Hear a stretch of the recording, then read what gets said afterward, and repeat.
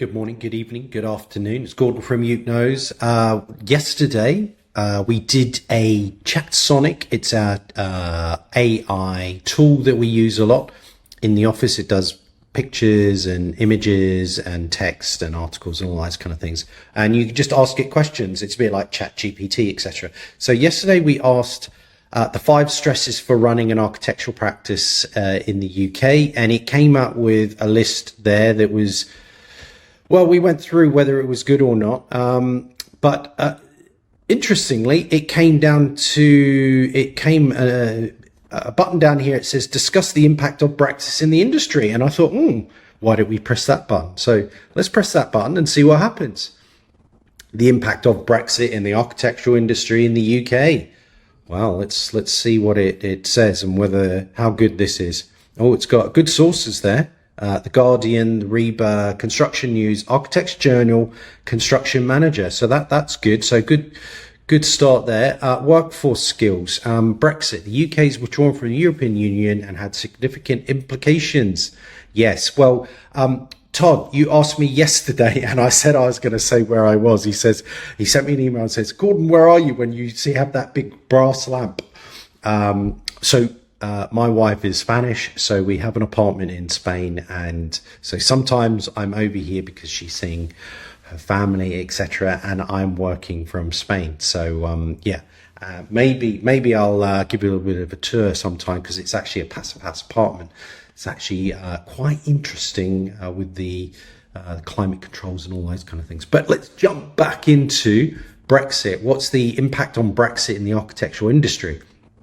Workforce and skills. Brexit has led to concerns about the potential shortage of skilled architects and construction workers. Well, I don't know about shortage of skilled architects, but maybe construction workers. Relied upon talent from the EU countries. New immigration rules. Yep. Blah, blah, blah. Yes. So that's a really interesting one.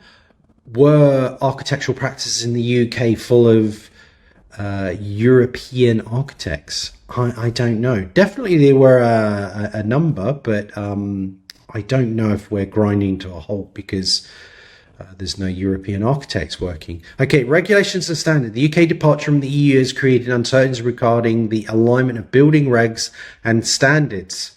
Okay. Well, I see that the UK is defining their own standards. You know, we've had changes to SAP, which is Part L1.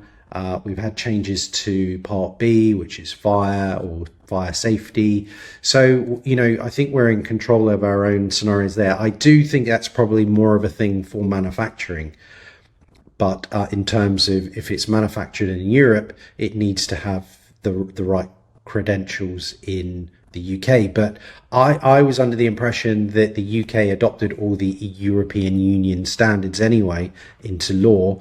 So until they deviate or they're changed, they are essentially in parity.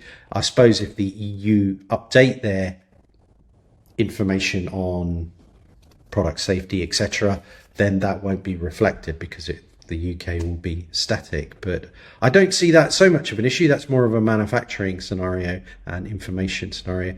Market access and business opportunity. Brexit has altered the landscape for accessing EU markets.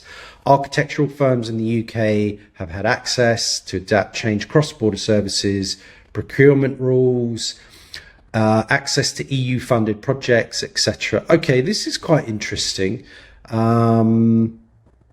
So I remember doing affordable housing back in the day, and we had to do these framework agreements because of OJU notices.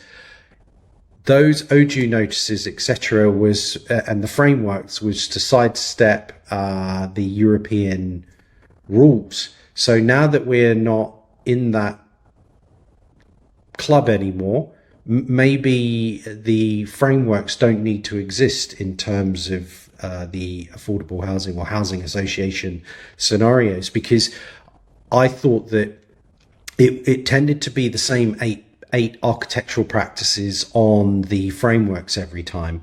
and it was the big kind of old players that you don't really hear about too much, and they were doing cracking business. And it was really, really hard for startup architects to get work from housing associations because of the framework was essentially a barrier to entry. So there could be an advantage if we don't need to comply with European kind of like procurement rules anymore. You don't need a framework to sort of bypass those procurement rules. So therefore, do we need frameworks anymore? That would be a really good question. Economic uncertainty. The economic uncertainty surrounding Brexit impacted investment decisions in construction and real estate sector. Yeah, I think that might be kind of true.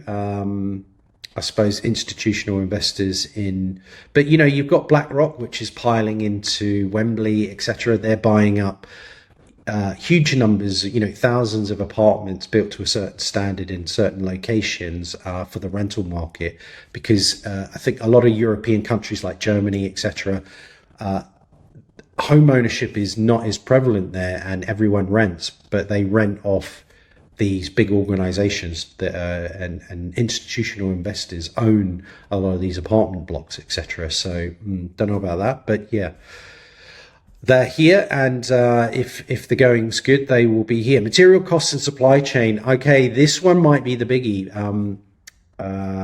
Changes in trade relationships and tariffs post Brexit. Okay. This has prompted architectural firms to reassess their supply chain sourcing strategies and project cost estimations to mitigate potential disruptions and cost increases. Well, that could be true, but it depends on, I suppose, what niche you're working in. And steel only comes from certain places. I suppose it would have been better if the UK had its own. I think steel, for example, was owned by Tata in the UK, but I think they've closed their Welsh plant, have they not? It would have been better if we had a certain degree of domestic production. But yeah, maybe architects could be looking for supply chains closer to homes, like timber frame. I know you can get timber frame from Wales. Maybe there's domestic production of bricks and blocks.